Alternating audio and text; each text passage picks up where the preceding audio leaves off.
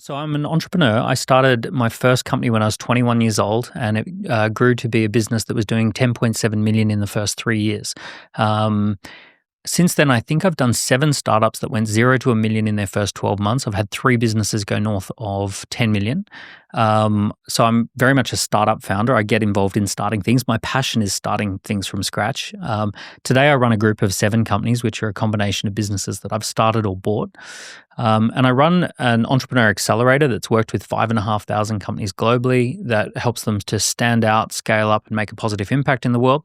And I've written 5 best-selling books on entrepreneurship and startup culture. So being someone that's built up so many different multi-million-dollar businesses, what opportunities at this exact moment would you say are the hottest? Because I feel like back in the day, it was Shopify dropshipping. I feel like for a moment in time, people wanted to be like day traders, and that hype has kind of died down. Yeah, good. What, like even Amazon FBA, that was a big one.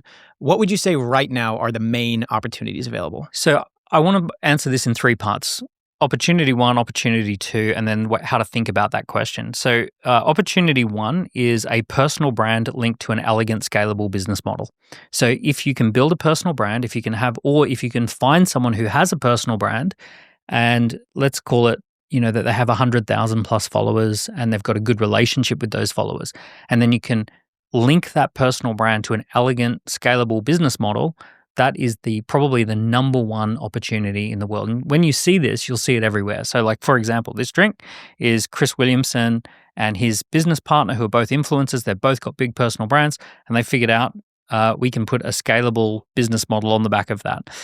You see this with Jay Shetty. You see this with Diary of a CEO, Stephen Bartlett. So you're going to start seeing everywhere that the influencers are not taking sponsorships anymore. They're just going to bolt businesses onto their own. They're going to do influence for equity. They're going to basically use their influence to generate enough cash flow to live on, and then the additional influence goes into building equity value of a business that's scalable.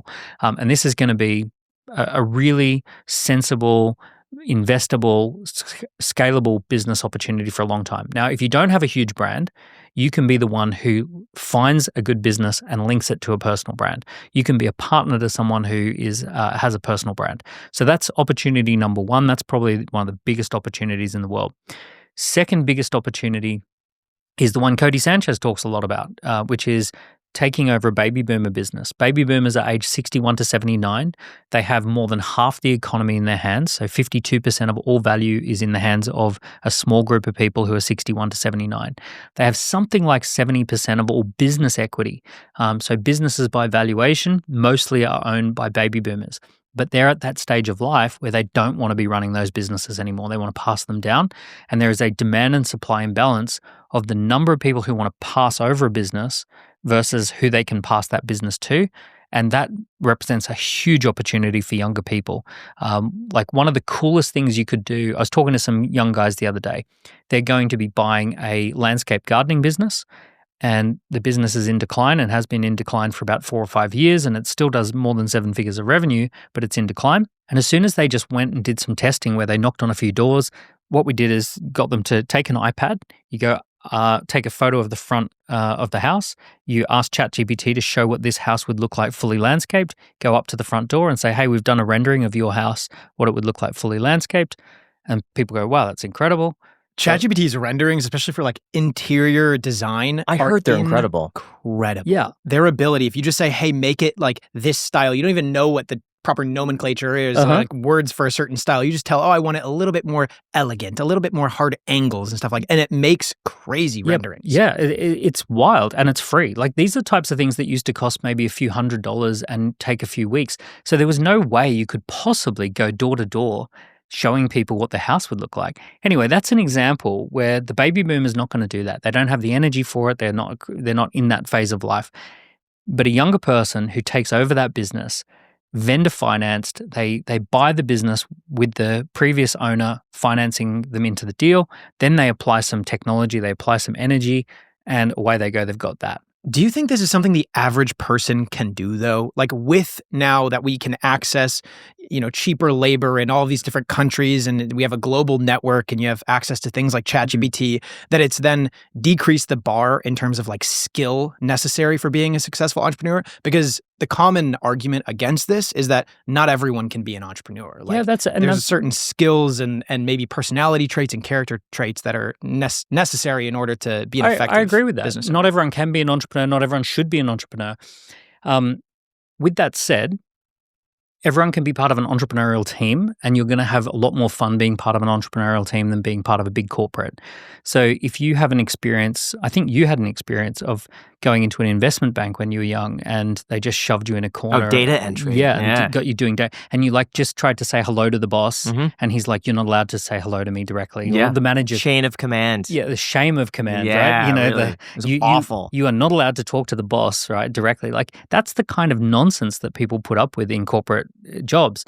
So, you know, if you had have worked for an amazing founder with less than 10, 12 other people on the team, so like not everyone can or should be an entrepreneur, but there are, you can be part of entrepreneurial teams.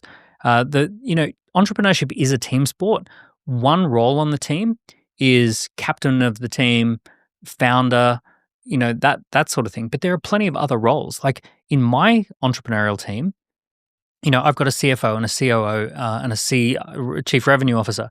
I've got like people on my team who are earning a lot of money. They've got equity ownership in the businesses. I might have started those businesses, but they are part owners in those businesses and they're earning a lot of money and getting a lot of value from it.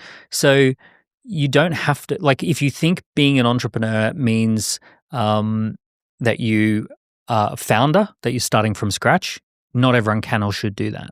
Who should not be an entrepreneur? Well, you said the word average. You know, if you've got enough self-awareness to say I'm average at the moment, I'm just an average person, go join a team with someone who's above average. You know, that's totally normal. It's normal to be average. Average is normal, right? So like we all think that we should be in the top 1%. 99% of people can't be in the top 1%, but we can get around those people. You know, you did pretty well if you're on the same team as Michael Jordan back in the day. So I'm a really big believer that you do an entrepreneur apprenticeship, you do at least 2 years working around someone. I think you guys met through like almost you were. Yeah. It was, I mean, email, we really. all kind of had the same story of like, you know, reaching out to someone who was successful in a space we were interested in, provided them with free work, which a lot of people don't like when we say, gosh, people get so triggered when I say go and work for free. Go and work for free. Yeah. Well, there you go. You're going to get some hate comments now. But the counter argument to that is, what if I'm supporting a family? I got 3 kids at home. I'm barely making ends meet. I come home at 8 p.m. Like I can't afford to work for free. And the people who can work for free have all of these things working in their favor. Well, for starters, life's not fair. Like at no point in human history has it been fair. Just get over that idea that it should be fair and that, like, here's the thing. You've got 3 kids. That's not fair. That's amazing. That's an incredible blessing that your family's got that some other people don't have, right? So count your blessings for what you've got. But I'm a father of 3 kids. There are certain things you just can't do. There are young entrepreneurs who can outperform me because I also have a commitment to drop my kids at school every morning, and they're working when I'm dropping the kids at school. That's it. That's fine, right? We all have. There's no fairness. There's just trade-offs.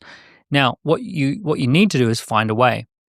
So finding a way might be that 80% of your time you do the stuff that pays the bills, and you take on a little bit of additional work in order to get your foot in the door. All we're talking about with work for free is normally that advice is pitched at young people who don't have much experience to leverage, and it's like, just get your foot in the door. You're not actually working for free.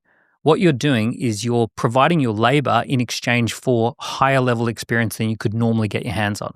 So there's an exchange going on. It may not be a direct cash exchange, but the exchange is, hey, I'm going to invite you in above your pay grade, right? And you're going to be in an environment where you get to jump up.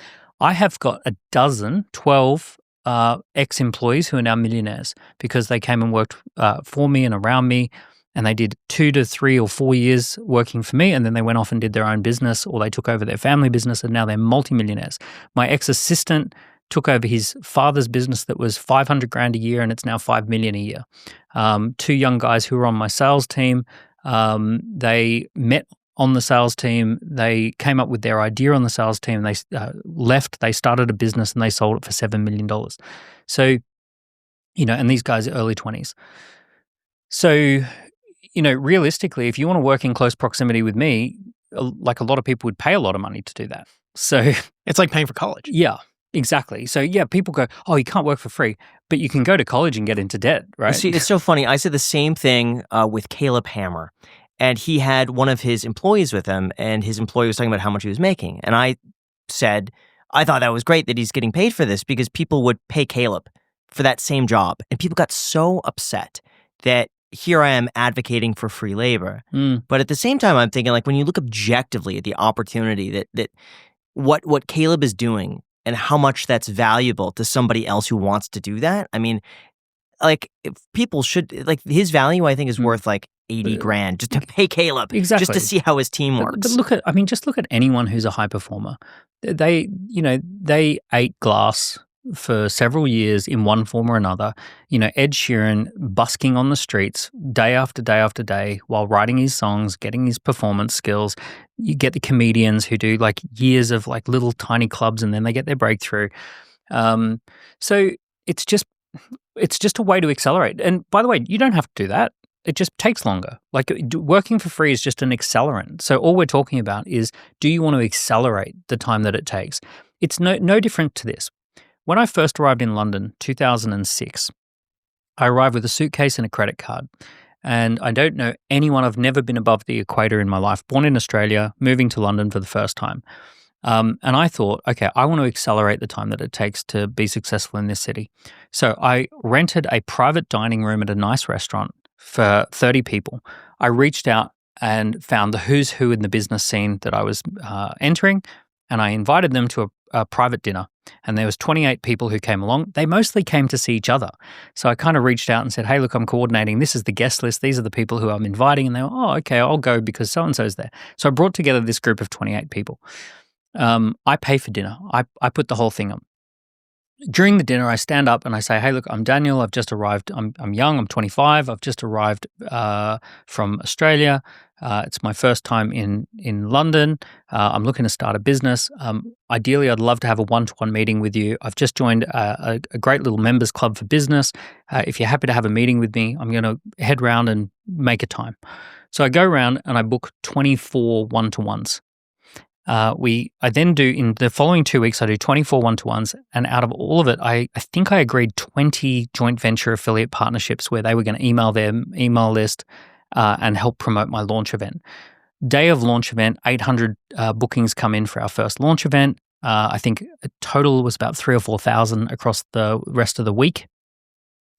In our first 6 months, we did £4 million worth of sales. Now, 5% of businesses in the UK get to $1 million or more ever. I did £4 million worth of sales in our first 6 months. Now, why did we do that? Because I accelerated it. I said, for the cost of putting on a dinner party and buying 30 people dinner, for the cost of buying cups of coffee and creating a deal. Oh, by the way, the deal for them to get involved with my launch was also, I'm going to run a launch event. The launch event is going to have a ticket price, and 200% of the ticket price goes to you as an affiliate commission. So the ticket price was like 30, and I said, we pay 60. So for every person who pays 30, we'll pay you 60. How'd you afford to do that? Was there upsells at the event that you banked on? Well, we just knew that we were gonna sign up clients. So I set it up from the beginning that when we've signed up all those clients, we'll owe you the commissions, but we will owe you that amount of money. I just built a little system and executed.